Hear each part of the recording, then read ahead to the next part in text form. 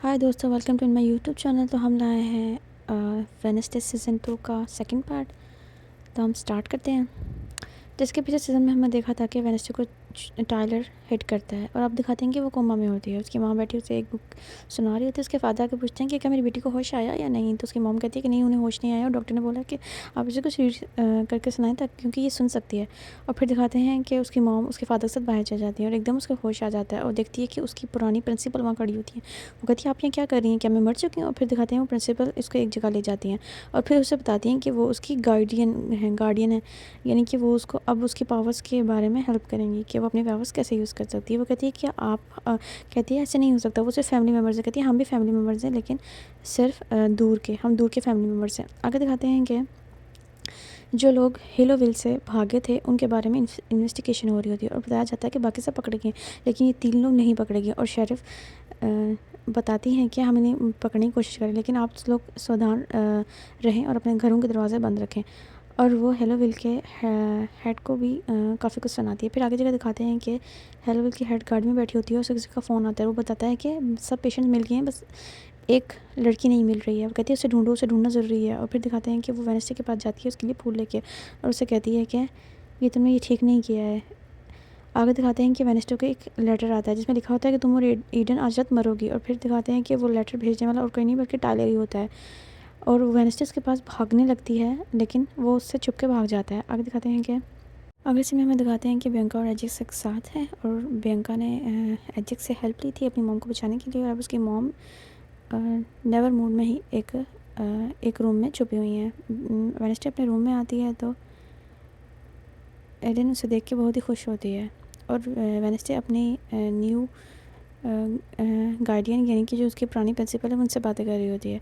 और वो कहती हैं कि तुम्हारे सर पे चोट लगी, क्या वहाँ जाने के बाद तुम्हारी तबीयत ख़राब होगी, लेकिन उसे कोई जवाब नहीं देती क्योंकि वो पहले ही बहुत परेशान होती है। आगे दिखाते हैं कि उसकी मॉम बैठी कुछ काम कर रही होती हैं और प्रिंसिपल जो पुरानी प्रिंसिपल है वो स्कूल में घूम रही होती हैं और कहती हैं कि मैंने स्कूल के लिए अपने आप को कुर्बान कर दिया, ये मैंने सब किया है, लेकिन फिर भी शायद मैं किसी को याद नहीं हूँ। वेडनेसडे उससे उनको कहती है कि आप अगर यहाँ आ ही गई हैं तो आप मुझे मेरी शक्तियाँ दे दें ताकि मैं ईडन की जान बचा सकूँ। वो कहती है कि ये कौन है बेवकूफ़। वो न्यू प्रिंसिपल की तरफ देख के कहती है हमारी न्यू प्रिंसिपल है। कहती है ये अच्छा, ऐसे भी प्रिंसिपल होते हैं। और फिर दिखाते हैं वेडनेसडे उनके पास जाती है, उनसे पूछती है कि आप हमारी पुरानी प्रिंसिपल को किस तरह सम्मानित करेंगे, उनके लिए क्या करेंगे। कहती है वो तो फटे हुए दूध की तरह है जिसे इतनी मुश्किल से मैंने लोग बच्चों के जहनों से निकाला है, उससे क्या सम्मानित करना। आगे दिखाते हैं कि मिस्टर एडम्स अपने बेटे के पास जाते हैं और उसे कहते हैं कि हम दोनों मिलकर तुम्हारे ज़ॉम्बी को ढूंढते हैं, ठीक है। इधर एक सीन दिखाया जाता है कि एक पुराना नाला है जहाँ पे टेलर्स छुप के बैठा हुआ है क्योंकि उसे पकड़ने के लिए पुलिस घूम रही है, क्योंकि वो हिलोविल से भागा हुआ है। और उसको एक विजन नजर आता है कि उसका फादर उसके आके कह रहे हैं कि तुम्हारी सारी गलती है, तुम हो ही बेकार। और वो गुस्से में मानस हो जाता है। फिर दिखाते हैं कि एक बंदा अंदर आता है और टेलर उसको भी मार देता है, उस पर हमला कर देता है। इधर दिखाते हैं कि वेडनेसडे अपनी टीचर के पास जाती है, अपनी म्यूज़िक टीचर के पास। उनसे पूछती है कि आप मुझे बताएं हम एक हाइट को कैसे कवर कर सकते हैं, क्योंकि आपके फादर भी एक हाइट थे, हमने ऐसा सुना है। पहले तो वो उसे कुछ नहीं बताती, लेकिन फिर वेडनेसडे के बहुत फोर्स करने पे उसे बता देती है कि हम कैसे हाइट के एक न्यू मास्टर बन सकते हैं। वो उसे अपना फार्मूला बता देती है। इधर दिखाते हैं कि ज़ुम्बी यहाँ वहाँ घूम रहा है। उसको एक फ़ाइल मिलती है जिसमें एक कुछ फ़ोटोज़ हैं, वही लोग उन्हीं लोगों की जो एलोविल से भागे हुए हैं।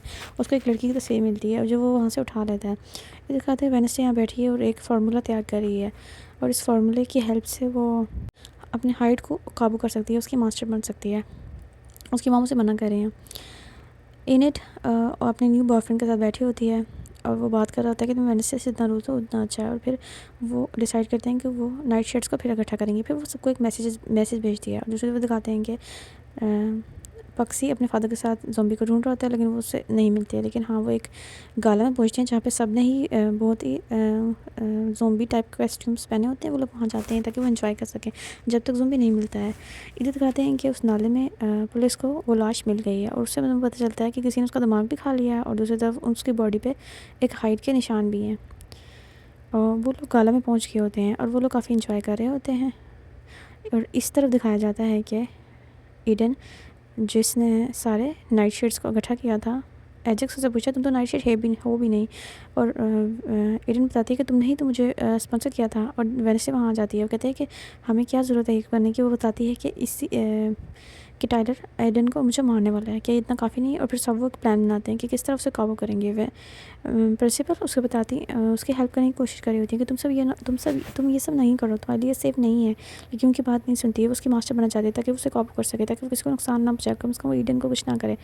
इधर दिखाते हैं कि गाला में बहुत सारे ज़ॉम्बीज़ होते हैं और वो सबको डराने की कोशिश कर रहे होते हैं, लेकिन वहाँ पे एक असली ज़ॉम्बी आ जाता है, लेकिन और किसी को पता भी नहीं होता है, और वो एक बंदे का दिमाग खाना शुरू हो जाता है और सबको लगता है कि शायद ये भी कुछ हो रहा है। और जो उनका हेड होता है वो कहता है कि मैंने ही सबको कहा था कि डराने के लिए, लेकिन वो अंदर जाता है तो देखता है कि एक शख्स का सच में दिमाग एक ज़ॉम्बी खा रहा है। और फिर वो वहाँ से भाग रहा होता है, लेकिन बक्सी उसे देख जाता है और वो बक्सी को कहता है कि मुझे यहाँ से जाने दो वरना पुलिस मुझे पकड़ लेगी। वो दिखाते हैं एकदम वहाँ पुलिस आ जाती है, लेकिन बक्सी पुलिस को कहता है कि यहाँ पे कोई भी नहीं है, यहाँ पे सिर्फ मैं अकेला हूँ, और वहाँ से चला जाता है। वहाँ से निकल रहा होता है तो मिस्टर एडम उसे देख जाते हैं दूर से जाते हुए, और वो अपने बेटे के पास जाते हैं, लेकिन बक्सी उनको भी कुछ नहीं बताता है। वो समझ जाते हैं कि उनका बेटा उनसे झूठ बोल रहा है, लेकिन वो इस बात को अभी फ़िलहाल के लिए इग्नोर कर देते हैं। उनको कहता है कि मुझे ज़ॉम्बी नहीं मिला, शायद वो अब यहाँ से चला गया है, अब वो हमें कभी नहीं मिले, और ये कह के वो वापस अपने घर आ जाते हैं। इधर वेडनेसडे की मॉम अपने गाला की तैयारी कर रही होती है और कुछ प्रैक्टिस कर रही होती है, तो हेलोविल की एक पेशेंट अंदर आती है और वेडनेसडे की मॉम को देख के पहचान जाती है। वो उनकी बहुत ही पुरानी फ्रेंड होती है, और वहाँ पे वेडनेसडे की फ़ोटो भी होती है। वो कहती है कि ये कौन है? ये तुम्हारी बेटी है, इसी ने मेरी जान बचाई है, ये तो एक फ़रिश्ता है, फ़रिश्ता। और उनको बताती है कि मुझे मेरा बेटा टाइलर चाहिए। तो हमें यहाँ से पता चलता है कि टाइलर की मॉम होती हैं, और यहाँ पे दूसरी तरफ वेडनेसडे टाइलर का वेट कर रही होती है ताकि वो उसे अपने काबू में कर सके और उसे एक हाइड बनाने से रोक सके। और वेडनेसडे को थिन बताता है कि टाइलर वहाँ पे आ चुका है, लेकिन जब तक टाइलर हाइट के बेस पे नहीं आता तब तो वेडनेसडे उस पर कोई एक्सपेरिमेंट नहीं कर सकती। वेडनेसडे के हाथ में एक इंजेक्शन होता है ताकि वो उसको लगा सके, और वो इनेड उसके सामने आती है ताकि वो उसको देखे गुस्से में हाइट बन जाए। और ऐसा ही होता है, जैसे ही उसको देखता है गुस्से में हाइट बन जाती है। वहाँ पे बियंका और एजिक्स भी होते हैं ताकि वो उसकी हेल्प कर सकें, लेकिन उनकी किसी की भी हेल्प करने से पहले ही वेडनेसडे पे हमला कर देता है। अभी वो उस पर हमला कर ही रहा होता है कि पीछे से एक और हाइड आता है जो उसको पुश करता है, और वो वेडनेसडे को मारने लगा होता है, लेकिन वहाँ पे मिसेस एडम आ जाती हैं जो कि आवाज़ देके बताती हैं कि तुमने मुझसे प्रॉमिस किया था कि तुम अपने बेटे को लेकर यहाँ से चली जाओगी, तो तुम यहाँ क्या कर रही हो? और इस तरह में पता चलता है कि वो जो दूसरी हाइड है वो वेडनेसडे, जिसने उसे वेडनेसडे को वहाँ से निकलवाया है, वो वही है। और इस बात पर वेडनेसडे से बहुत ही गुस्सा होती है कि आपने ऐसा क्यों किया, मैं उसकी काबू कर लेती। अब सीन सबकी तरफ दिखाया जाता है कि थिन बैठा है, एक अंगूठी को देख रहा है जो कि उसकी बहुत ही पुरानी होती है। यहाँ दिखाते हैं मिस्टर एडम्स अपनी वाइफ को बताते हैं कि बक्सी का जो ज़ॉम्बी है वो कोई और नहीं, उनका ही पुराना कोई फ्रेंड है, और उनसे कोई दुश्मनी निभाने के लिए आया है। इधर दिखाते हैं कि जो हेलोविल्स की मास प्रिंसिपल होती है, जो सबको ही हाफ क्लास को मार रही होती है, उसको ज़ॉम्बी मार देता है। और दूसरी तरफ दिखाते हैं कि एडन जो कि अपने म्यूज़िक की प्रैक्टिस कर रही होती है, एकदम ही वो एक वुल्फ बनती है और जंगल की तरफ भाग जाती है। ये सब कुछ उसकी म्यूज़िक टीचर देख लेती हैं, वो हैरान हो जाती हैं कि अभी तो फुल मून भी नहीं था तो वो कैसे एकदम वुल्फ बन गई। तो फिर उन्हें अंदाज़ा होता है कि शायद एक अल्फ़ा है। इधर दिखाते हैं कि नेक्स्ट सीन दिखाते हैं कि प्रिंसिपल का ऑफिस का होता है जहाँ वेडनेसडे और एडन वहाँ एनिड वहाँ पे होती है। प्रिंसिपल उनसे पूछे होते हैं कि तुम लोग किसने कहा था कि हाइड के पीछे जाओ, तो वो बताती है कि हम उसे पकड़ने लगे थे, मैं उसको इंजेक्ट करने लगी थी, लेकिन वहाँ पे एक और हाइड आ गया। तो प्रिंसिपल कहते हैं ओ माय गॉड, एक और शेरिफ भी वहीं होता है, वो परेशान हो जाता है। लेकिन वेडनेसडे की मॉम कहती है कि वो लोग वहाँ से चले गए, उन्होंने उनसे प्रॉमिस किया था। कहती है अच्छा तो अब आपको हाइड की प्रॉमिस पे यकीन है, लेकिन वो इस बात को रफा दफा कर देते हैं क्योंकि उनको गाले की तैयारी करनी होती है। इधर दिखाते हैं कि वेडनेसडे को उसकी प्रिंसिपल जो कि इसकी गार्डियन भी है उसको बुलाती हैं, फिर वो उनके पास जाती है। वो कहती है तुम ये ठीक नहीं कर रही हो, तुम्हें ईडन को सब बताना चाहिए, तुम उसे क्यों नहीं बता रही हो? वो कहती है कि मैं उसे नहीं बता सकती, वो डरपोक है, उसे मैं कैसे बता सकती हूँ कि वो जल्दी मरने वाली है, मैं उसे कभी नहीं बताऊँगी। आगे दिखाते हैं कि उनके टीचर वहाँ पे आते हैं, वो कहते हैं तुम किससे बातें करी? कहती है किसी से नहीं। फिर उनसे कुछ सवाल करती है, उसे बताते हैं कि किस तरह वो उनका पुराना ही शागिर्द था जिसने उनको ये मशीन बना के दी, जिसकी वजह से वो अब तक ज़िंदा है, और वो और कोई नहीं, वही ज़ॉम्बी ही है, और वो उसकी एक बहन भी थी। और इस तरफ दिखाते हैं कि वेडनेसडे अपने भाई के पास जाती है, उसको कहती है कि तुम इसको ढूंढो, तुम बताओ मुझे ज़ॉम्बी तुम्हारा कहाँ पे? वो कहता है कि वो जो मुझे मिला था उसके पास से गिर था। तो वो पिक्चर देखती है, उसे पता चलता है उसने तो उसको आज़ाद करवाया था। और फिर वो अपनी बहन को ढूंढ रहा है। इधर दिखाते हैं कि टायलर और अपनी मॉम गठे बैठे होते हैं, और एडन वहाँ बैठी परेशान हो रही होती है, तो उसके पास उसका बॉयफ्रेंड आता है, और वो उससे बोलता है कि तुम क्यों परेशान हो? कहते हैं कि नहीं ऐसी कोई बात नहीं है। फिर दिखाते हैं उसको कुछ मैसेजेस आते हैं। ईडन पूछती है कि तुम्हें किसके मैसेज आए? कहता है मेरी मॉम के, और वो किस करने लगती है, लेकिन वहीं पे म्यूज़िक टीचर आ जाती है। वो ईडन को एनेट को अपने साथ ले जाती है, और उनको बहुत इंसल्ट करती है कि तुम लोग क्लासरूम में क्या कर रहे थे, और एनेट को समझाती है कि तुम एक अल्फ़ा हो, इसीलिए तुम बार बार अपना रूप बदल रहे हो। दिखाते हैं कि वेडनेसडे अपनी ग्रैंड माँ के पास जाती है जो कि निशाने लगा रही होती है, उनको कहती हैं कि मैं अपनी किस तरह शक्तियाँ ले सकती हूँ, आप मुझे कुछ बताती क्यों नहीं हो? कहती है कि तुम्हें मैंने बताया था ना कि तुम्हारी मॉम ने वो किताब जला दिया, मैं तुम्हें क्या बता सकती हूँ। फिर उसे एक तरीका बताती हूँ कि कब्रिस्तान में जाके तुमने एक मंत्र पढ़ना है और इस तरह तुम्हारी शक्तियाँ कुछ पल के लिए वापस आ जाएंगी, लेकिन अगर तुमने कोई गड़बड़ की तो तुम्हारा बहुत ही नुकसान होगा।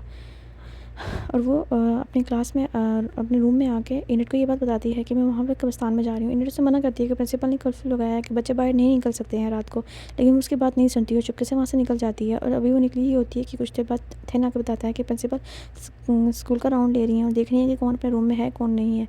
और इनट ये देख के परेशान हो जाती है और इसलिए भाग के उसके पीछे चली जाती है ताकि वो वेडनेसडे को वापस ला सके। इधर दिखाते हैं कि वेडनेसडे उस कब्रिस्तान में और उस कब्र के पास पहुंच चुकी है। वो मंत्र वहाँ पढ़ रही होती है और वो मंत्र पढ़ रही होती है तो एकदम वो कब्र के अंदर चली जाती है और देखती है कि वहाँ एक बहुत ही खूबसूरत लेडी है। वो पूछती है कि तुम यहाँ क्या कर रही हो, यहाँ पर तो कोई भी नहीं आ सकता। तो वो बताती है कि मैं एडम्स फैमिली से हूँ। और कहती है अच्छा, तो तुम फैमिली कहती है मुझे मेरी दिव्य दृष्टि कहती है तुम इस ग्लो पे हाथ रखो, लेकिन तुम मिस्टेक नहीं करना, अगर तुमने कोई मिस्टेक की तो तुम्हें अपनी दृष्टि कभी नहीं मिलेगी। और फिर दिखाते हैं वो लो पे हाथ रख देती है और फिर उससे कुछ विजन नज़र आते हैं टाइलर और उसकी माँ के। और इतनी देर में ईडन वहाँ जाती है और वेडनेसडे के कंधे पे हाथ रखती है और एकदम वो बेहोश हो जाते हैं। फिर दिखाते हैं जब उन्हें होश आता है तो ईडन और वेडनेसडे की बॉडी की सोल्स एक दूसरे की बॉडी में स्वैप हो चुकी होती हैं। अब वेडनेसडे ईडन होती है और ईडन वेडनेसडे होती है और ये दोनों अब ईडन तो ईनेट तो इतनी पैनिक नहीं हो रही थी, लेकिन वेडनेसडे जो कि जिसकी बॉडी में ईनेट है वो इतनी पैनिक हो रही होती है, इतनी शोर मचा रही होती है। कहती है मैं इतनी ठंडी क्यों हूँ, क्योंकि वेडनेसडे हमेशा ठंडी ही रहती थी और ईनेट जो कि एक वुल्फ है वो गर्म होती थी। और वेडनेसडे कहती है कि मैं इतनी चिपचिपी और गीली हूँ। और थिंक कहता है कि तुम लोग मुझसे वेडनेसडे कौन है? वो कहती है कि ऑफ कोर्स मैं ही वेडनेसडे हूँ। और फिर दिखाते हैं कि वेडनेसडे और वो बाहर निकलते हैं ताकि वो अपने इस मसले का हल निकाल सके। इनट को सब आवाज़ें दे रहे होते हैं और वेडनेसडे जो कि अब इनट है वो सबके पास भाग भाग के जा रही है। सब हैरान होते हैं ये वेडनेसडे को हो क्या गया है, लेकिन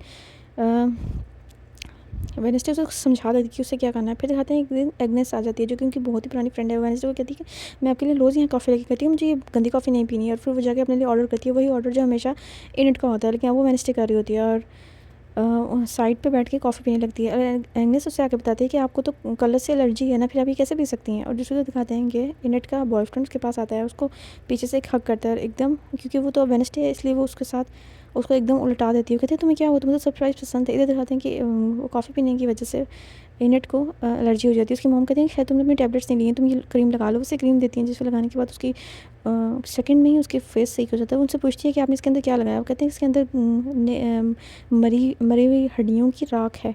और वो एकदम डर जाती है और वहाँ से जाने लगती है। और वो अपनी मॉम को मॉम कहती है, हालांकि वेडनेसडे हमेशा उनको मदर कहती थी, इसलिए उनको ये बहुत अजीब लगता है। कहते हैं कि आज रात हमारे साथ डिनर करो।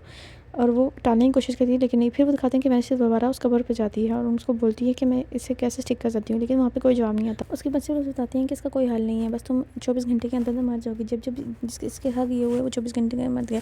ये दिखाते हैं कि ज़ुम्बी एक घर के अंदर होता है। फिर वो देखते ही देखते एक सीक्रेट डोर खुलता है और वहाँ से अंदर चला जाता है। और हमें पता चलता है वहीं से अंदर टाइलर और उसकी मॉम भी छुपे हुए हैं और उसका घर ये घर उसके फादर ने शेरिफ ने बनाया था। और वो उसकी मॉम के हाथ में एक पिस्टल भी होती है जो कि उसके फादर की ही होती है। और वो अपने भाई को देखे हैरान हो जाती है, कहती है कि तुम कैसे हो सकते हो, मैंने तुम्हें तो मार दिया गया था ना। कहती है कि हाँ लेकिन मैं ज़िंदा हूँ। टाइलर तो हैरान हो जाता है ये कौन है। वो अपनी बहन के गले लगता है और उससे बताती है कि ये तुम्हारे मामू हैं और अब ये भी ज़िंदा हैं, ये भी एडम्स।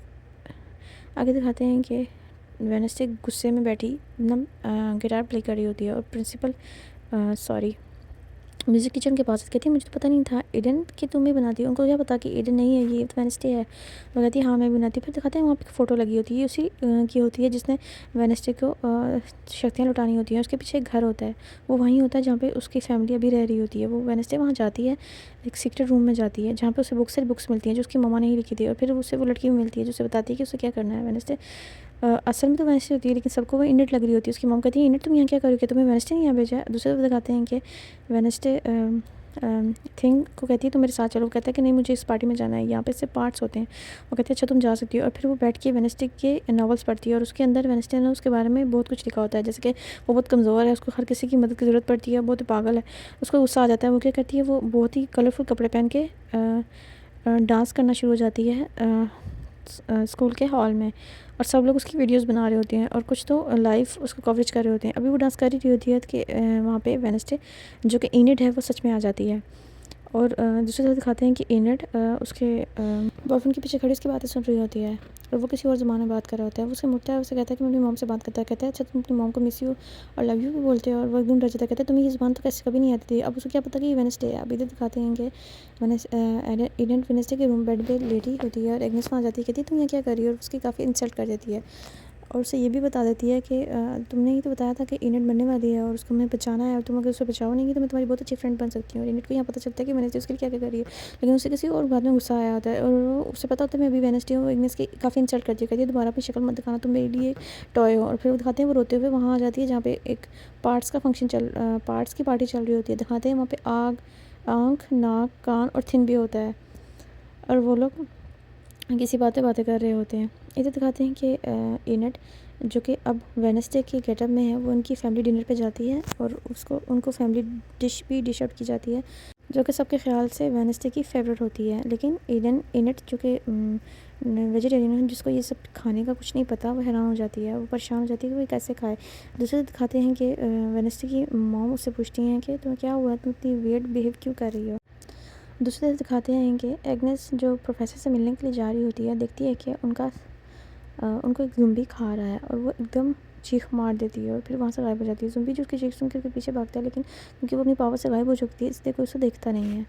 दिखाते हैं कि वो भाग के उनकी गाड़ी की डिग्गी में छुप जाती है और वेडनेसडे को मैसेज करती है कि जैसा कि तुमने कहा था कि मैं बहुत ही फालतू हूँ, लेकिन मैं फालतू नहीं हूँ, मैं उनका पीछा कर रही हूँ जहाँ पर टाइलर भी है, उसकी मॉम भी है और एक ज़ुम्बी भी है और वो अभी हेलोविल की तरफ जा रहे हैं। दिखाते हैं और वेडनेसडे और एनेट भी वहाँ पहुँच जाती हैं और वो दिखाते हैं कि वो अपनी बहन पर एक्सपेरिमेंट कर रहा होता है ताकि वो उसे हाइड्स बनाने से हटा सके और फिर ही उसकी जान बचाई जा सकती है। इधर दिखाते हैं कि वेडनेसडे और एनेट दोनों जिनकी बॉडी भी स्वैप हो चुकी हैं, जो कि टाइलर को ऑफ कोर्स नहीं पता, वो वहाँ आ जाती हैं और एकदम टाइलर एग्नेस को पकड़ लेता है और एक रूम में बंद कर देता है। और इधर दिखाते हैं कि वो चुपके से सारे बटन टर्न ऑफ कर देती है। इधर दिखाते हैं कि वेडनेसडे वहाँ आ जाती है, उनकी जान एग्नेस की जान बचा लेती है, वो एकदम वहाँ से भागते हैं और वो उसे कहती है तुम रूम में जाओ, हम अभी आते हैं। फिर वहाँ दिखाते हैं वो कुछ बातें करती हैं, वो अपने बारे में सच बताती हैं और उसके बाद उनकी बॉडी फिर से स्वैप होती है और जब उनकी दोबारा आँख खुलती है तो बिल्कुल नॉर्मल हो चुकी थी। प्रिंसिपल उसको दिखाती है कि अब एनेट की मौत की भविष्यवाणी तो ठीक हो चुकी है, लेकिन अब कोई एडमिस बनेगा, अब कौन एडमिस होगा हम नहीं जानते हैं। अब वेडनेसडे के लिए एक और मसला। इधर दिखाते हैं कि एक पास सीन दिखाया जाता है जिसमें प्रिंसिपल दिखाए जाते हैं जो कि अभी प्रेजेंट प्रिंसिपल है, वो एक लड़के से बातें कर रहे हैं, उसको बता रहे होते हैं कि मैं एक आउटकास्ट हूँ, मेरे पास कुछ पावर हैं जिसके जरिए हम बहुत अमीर बन सकते हैं। वो कहता है कि सच में क्या? वो कहते हैं हाँ। कहते हैं तुमने ये काम किया था लेकिन तुमने अकेले में किया था, अगर तुम किसी के साथ करते तो तुम्हें इतना प्रॉब्लम नहीं होती। और दिखाते हैं कि ये सीन प्रिंसिपल ही बैठे सोच रहे होते हैं और जो उन्होंने फ्रॉड किया होता है वो किसी और के साथ नहीं, बियंका के साथ ही किया होता है। इधर दिखाते हैं कि पुलिस आई होती है और शरीफ भी आए होते हैं जो प्रोफेसर को देख रहे होते हैं कि ज़ुम्बी यहाँ तक पहुँच गया है, लेकिन गाला कैंसिल नहीं होता, वो हैरान होते हैं। इधर दिखाते हैं कि एग्नेस कहती है कि तुमने मुझे अच्छी तरह बेवकूफ़ बनाने की कोशिश की लेकिन मैं नहीं बनी हूँ और अब तो भविष्य में नहीं हट के, तो अब तुम क्या चाहती हो।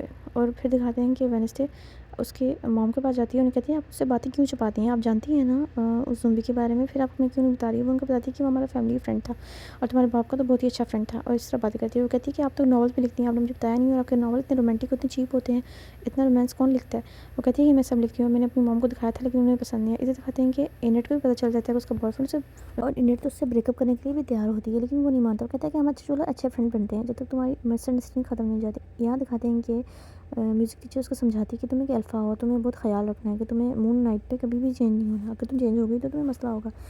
और यहाँ पे दिखाते हैं कि ज़ुम्बी बैठा अपनी बहन से किस बारे में बात कर रहा होता है और वो कहती है कि तुम मुझसे वादा करो कि तुम्हें जैसे मैंने कहा है वैसे ही करोगे।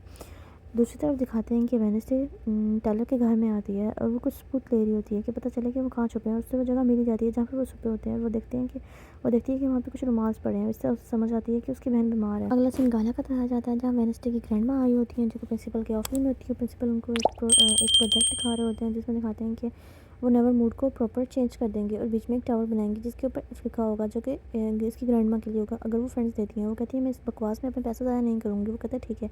और फिर दिखाते हैं वहाँ बियंका आती है और उनको अपने सारे शौक से कन्विंस कर ही लेती है। आगे सीन में दिखाया जाता है कि इनेट केज में बंद होती है। वेडनेसडे से मिलने आती है, उसे कहती है कि तुम रात को यहाँ पे रहो और कहती है हाँ मैं यहाँ रहूँगी और मैं योगा करूँगी ताकि मुझे गुस्सा ना आए और मैं कभी बुल्फ में ना बदलूँ, इसलिए मैं अल्फ़ा नहीं बन सकती। और उससे कहती है अगर मैं कभी अल्फ़ा बन गई तो क्या तुम मुझे ढूंढने आओगी। वो कहती है हाँ प्रॉमिस, मैं तुमसे ज़रूर ढूंढूंगी, जब भी तुम जाओगी मैं तुम्हारे पीछे ज़रूर आऊँगी। इधर कहता है कि एग्नेस एजेक्स जो होता है वेडनेसडे को कुछ बताता है और उससे भी शक हो जाता है, इसलिए वो बियंका से एक फ़ाइट करती है और बियंका से पूछती है कि तुम्हारी मॉम कहाँ है, तो क्या प्रिंसिपल तुम्हें वो कर रहे हैं? वो कहती है हाँ वो ऐसे कर रहे हैं। और उसे बताती है, उसे सारी बात बताने के बाद एंड पे उसके ऊपर साइरेन सॉन्ग यूज़ कर देती है, लेकिन उसके पास एग्नेस होती है जो कि सब सुन लेती है। उसे बताती है कि आगे दिखाते अगला सीन दिखाते हैं कि टाइलर अपनी मॉम को ब्लड देता है, जिसके बाद उसकी मॉम ठीक होती है। वो एक क्लिनिक में छुपे होते हैं। यहाँ का सीन दिखाया जाता है कि बियंका प्रिंसिपल के ऑफिस में जाती है और देखती है कि वहाँ पे वही शख्स होता है जो उसकी मॉम को बेवकूफ़ बना रहा होता है। और उससे पता चलता है कि सारा काम तो प्रिंसिपल का। प्रिंसिपल उसको देखते देखते उसको आग लगा देता है, क्योंकि उनके पास एक फायर की पावर होती है, क्योंकि वो एक आउटकास्ट होता है। यहाँ दिखाते हैं कि फंक्शन शुरू हो गया होता है और जो मेन चीफ गेस्ट होते हैं जो कि वेडनेसडे की नानी है, वो वहाँ पे आती है एक बहुत ही डिफरेंट स्टाइल में। वो एक बोट में होती है और बहुत ही वीआईपी प्रोटोकॉल की तरह आती है। वेडनेसडे उनको देख रही होती है और वेडनेसडे को बहुत ही गुस्सा आया होता है, क्योंकि उसके उसके डैड की इंसल्ट की होती है। उन्हें बोला था कि वो एक आउटकास्ट नहीं है। इधर दिखाते हैं कि इनेट की जो बॉयफ्रेंड है उसकी और पहले से गर्लफ्रेंड होती है सोफिया, वो वहाँ आ जाती है। और दूसरी तरफ दिखाते हैं कि एग्नेस बैठ के रो रही होती है और इनेट इसके पास आती है और कहती है तुम क्यों रो रही हो? कहती है क्योंकि मैं वेडनेसडे की फ्रेंड बनना चाहती हूँ। कहती तुम उसकी फ्रेंड बनो, उसके साथ चिपको मत, उससे दूर रहो। जितने तुम उससे दूर रहोगी वो खुद तुम्हारी फ्रेंड बन जाएगी। और फिर दिखाते हैं कि वो उसकी बात मान लेती है। इधर दिखाते हैं कि बक्सी जो कि बाहर आया होता है उसे पता भी नहीं होता कि यहाँ पे ज़ुम्बी घूम रहा है जो उसका पीछा कर रहा है। एजेक्स जो होता है वो उनकी हेल्प कर रहा होता है। यहाँ दिखाते हैं कि वेडनेसडे और एनेट और एग्नेस अपना डांस शुरू करती हैं, क्योंकि दोनों ने ही प्रैक्टिस की होती है। अब उसका कोई और पार्टनर तो होता नहीं है, उसका बॉयफ्रेंड भी किसी और गर्लफ्रेंड के साथ चला गया होता है, इसलिए अब ये दोनों ही डांस कर रही होती हैं। और ये दिखाते हैं कि थिन भी ये सब बहुत ही इंजॉय कर रहा होता है। और डांस करते करते ही एग्नेस जो कि गायब हो जाती है, अपनी पावर के थ्रू गायब हो जाती है। और फिर देखते ही देखते वो प्रिंसिपल के पास जाके उसकी जेब से वो साइरन सॉन्ग का सेफ्टी कवच निकाल लेती है। वो जाके प्रिंसिपल को अपने साइरन सॉन्ग से बताती है कि जो सच है वो उनको बताओ। फिर वो सबके सामने बताता है किस तरह उसने साइरन सॉन्ग से वेडनेसडे की नानी को उसकी मॉम को फोर्स किया कि वो यहाँ डोनेशन करे। वैसे ही दूर को देख रही होती है, उसके सर पे उसके फेस पे बहुत ही अच्छी स्माइल होती है। फिर दिखाते हैं वो अपनी फायर से उसे मारने लगता है, लेकिन एजेक्स वहाँ आ जाता है, उसे पत्थर का बना देता है, एकदम ऊपर से झूमर गिरता है और पत्थर टूट जाते हैं और उसकी जान छूट। वेडनेसडे की नानी भी ये मंजर देख रही होती है और वो बहुत ही हैरान होती हैं कि ये सब क्या हो रहा है। अगर दिखाते हैं कि वेडनेसडे कहती है कि तुम मेरे साथ चलो, तुम्हें मेरे साथ रहना चाहिए, अपनी मॉम के साथ नहीं। वो उसको अपनी बेटी से दूर कर रही होती है, ना जाने क्यों, उनके पीछे क्या वजह होती है, तो हमें बाद में पता चलेगी। वो कहती है नहीं मैं आपके साथ नहीं जाऊँगी, आपने मेरे डैड की इंसल्ट की। अगर आप चाहती हैं कि मैं आपको इसके लिए माफ़ कर दूँ तो आपको एक बड़ा डोनेशन देना पड़ेगा, वो भी मेरे डैड के नाम पे इस ओवरकास्ट में नोवर माउंट में। दूसरी तरफ दिखाते हैं कि एकदम उनको पता चलता है कि बक्सी वहाँ नहीं है और फिर उन्हें समझ आती है कि ज़ुम्बी उसको ले गया है। वो उसके पीछे भागते हैं और उनको नहीं मिलता है। फिर वो प्रिंसिपल उनको बताती हैं कि किस तरह वो अपनी फैमिली की हेल्प से अपनी शक्तियाँ बढ़ा सकते हैं। अगर वो तीनों ही साइकिक एबिलिटी रखती हों तो फिर वो बैठ के एक मंत्र पढ़ती है और फिर उस मंत्र से वेडनेसडे को सब नज़र आ जाता है किस तरह कुछ पास्ट की मेमोरीज नज़र आती हैं। और फिर वो आके उसके फादर को बताती है कि आपने क्यों उसको मारा था और वो बदला ले रहा है, वो उसी कब्र में बक्सी को भी दफनाएगा। और फिर वो उसे बताती है कि उसको पावर चाहिए थी, इलेक्ट्रिक पावर्स, और इतने ज़्यादा इलेक्ट्रिक यहाँ पे नहीं थी। और वो उसके तुम्हारे फादर जो कि एक आउटकास्ट थे, उनके पास इलेक्ट्रिक की पावर थी, लेकिन वो उसने एक्सपेरिमेंट उनके पे किया जिसकी वजह से उनकी पावर्स ख़त्म हो गई और अब उनके पास कुछ भी नहीं बचा। इधर दिखाते हैं कि एनेट दिखाते हैं कि जो अब वो अकेली हो गई है और एजेक्स उसके पास आता है जो कि उसका पिछले सीज़न में उसका बॉयफ्रेंड था, लेकिन अब उसका सिर्फ फ्रेंड होता है। और एग्नेस भी उसकी बहुत ही अच्छी फ्रेंड बन गई है। इधर दिखाते हैं कि उसकी मॉम टाइलर की मॉम बैठी होती हैं और पक्षी को भी उन्होंने बंद करके रखा होता है और वो टाइलर को ठीक करना चाहते हैं। और यहाँ पे दिखाते हैं कि ये सब प्लान कर रहे होते हैं कि किस तरह वो बक्सी को बचा सकते हैं, लेकिन अभी तक उन्हें समझ नहीं आता। लेकिन वेडनेसडे इनेट को कहती है कि तुम अपने केज में ही रहना, तुम्हें वहाँ से बाहर निकलने की ज़रूरत नहीं है। वो कहती है कि ठीक है। इधर दिखाते हैं कि बक्सी का जो फ्रेंड होता है उसके पास एक लेटर आता है जिससे उसे पता चलता है कि बक्सी कहाँ है। और वो वेडनेसडे बैठी उसी के बारे में सोच रही होती है, तो उसे समझ आता है कि वो उसे कहाँ जाना है। फिर वो वहाँ जाते हैं स्कल ट्री के पास और दिखाते हैं कि बक्सी वहीं पे होता है और वो वेडनेसडे के लिए वहाँ खड़े होते हैं। वहाँ पे टाइलर भी होता है। फिर दिखाते हैं कि उनको पता वो उसे दफनाने लगे होते हैं और वेडनेसडे को ज़िंदा दफना देते हैं। और फिर वहाँ से उनको ये भी पता चलता है कि थिन जो है वो उसी का एक हैंड है। थिन कोई और थिंग नहीं है बल्कि वो उसका ही हाथ है। और फिर दिखाते हैं वो उसका अपने हाथ के साथ वापस बेंड कर लेता है, वो उसको पावर्स वापस मिल जाती हैं। वेडनेसडे अब कबर के अंदर होती है, इग्निस वहीं होती है लेकिन उसे निकाल नहीं जाती और वो भाग के एलियन के पास चली जाती है। इनेट को कहती है, एलियन जो कि केज में होती है, आज रात उसे केज में रहना होता है क्योंकि आज फुल मून होता है, लेकिन वो वहाँ से बाहर आ जाती है। वेडनेसडे के लिए वो कुछ भी कर सकती है, उसकी बेस्ट फ्रेंड होती है और वो उसको निकाल नहीं पा रही होती, इसलिए वो एकदम वुल्फ में बदल जाती है और उसे वुल्फ में बदलने के बाद जल्दी जल्दी मिट्टी खोद के उसको कब्र से निकाल लेती है। और जब वो वेडनेसडे उठती है और उसको कहती है तुम यहाँ क्या कर रही हो, और वो इनेट ये देख के घबरा जाती है और वहाँ से भाग जाती है। वेडनेसडे से कहती एग्नेस को कहती है कि तुम उसके पीछे जाओ। ये दिखाते हैं कि वेडनेसडे अपनी फैमिली को बचाने के लिए वहाँ आती है, जहाँ पे वो मशीन जो कि क्लॉक टावर होता है, जहाँ पे वो मशीन उन्हें स्टार्ट करनी होती है। देखते हैं कि मशीन, लेकिन उनके पहुँचने से पहले ही मशीन स्टार्ट हो चुकी होती है। टायलर की मॉम अपने भाई को इशारा करती है और फिर दिखाते हैं कि वो टायलर को वहाँ बांध देते हैं। उसको कहता है मॉम मुझे मेरी शिप नहीं चाहिए, मुझे हाइड ही बन के रहना है, मुझे ये सब पसंद है। वो कहती है कि नहीं तुम्हें हाइड बन के जाने की ज़रूरत नहीं है। फिर दिखाते हैं कि उस पर टेस्टिंग शुरू हो जाती है, एकदम एक बिजली का झोंका उसके ऊपर गिरता है और वहाँ वेडनेसडे आ जाती है और उसके सर पर मारने के बजाय उसके हाथ पर मारती है। वो कहता है कि क्यों तुमने मुझे क्यों बचाया, कहती है कि शायद मेरा निशाना चूक गया। और फिर वो अपनी मॉम को ही मारना शुरू हो जाता है क्योंकि उसी ने उसको वहाँ बांधा होता है। और फिर दिखाते हैं एक बहुत ही बड़ा धमाका होता है जिससे सारी चीज़ें तबाह हो जाती हैं, सब बेहोश पड़े होते हैं। फिर सबको होश आता है और वेडनेसडे की मॉम कहती हैं कि तुम्हारी भविष्यवाणी अब गलत साबित होगी, अब कोई भी एडम्स नहीं मरेगा। इतनी देर में दिखाते हैं कि ज़ुम्बी को फिर से होश आ गया है और वो अपने हैंड से जो कि थिन है उसी से वेडनेसडे का गला दबाने की कोशिश करता है, दूर ही खड़ा होकर, क्योंकि उसके अंदर पावर्स होती हैं और वेडनेसडे कुछ भी नहीं कर पा रही होती है। और उसकी मॉम कहती है तुम कहीं तुम्हारे क्यों नहीं, और फिर दिखाते हैं कि तुमको वाकई होश आ जाता है। वो क्या कहता है वो उसके दिल को ही, जो कोई पुर्जा दिल है, जिस्म से निकाल के अलग करता है। जैसे ही उसका दिल उससे अलग होता है वो वहीं मर जाता है और उसकी बॉडी फिर उसकी बॉडी से निकल के अलग हो जाता है और इस तरह वो सब सेव हो जाते हैं। इधर सीन दिखाया जाता है कि थिन अपना पैकिंग कर रहा होता है, टायलर कब्र के पास खड़ा होता है जो कि उसकी मॉम की और उसके मामू की होती है, और टीचर उसके पास आती है, उससे बताती है कि तुम मेरे साथ चलो। इधर दिखाते हैं कि बक्सी को उसका एक फ्रेंड मिल गया होता है और वेडनेसडे को उसकी मॉम उसकी आंट की एक बुक देती है और प्रिंसिपल से कहती है अब मैं चलती हूँ, मैं फिर आऊँगी।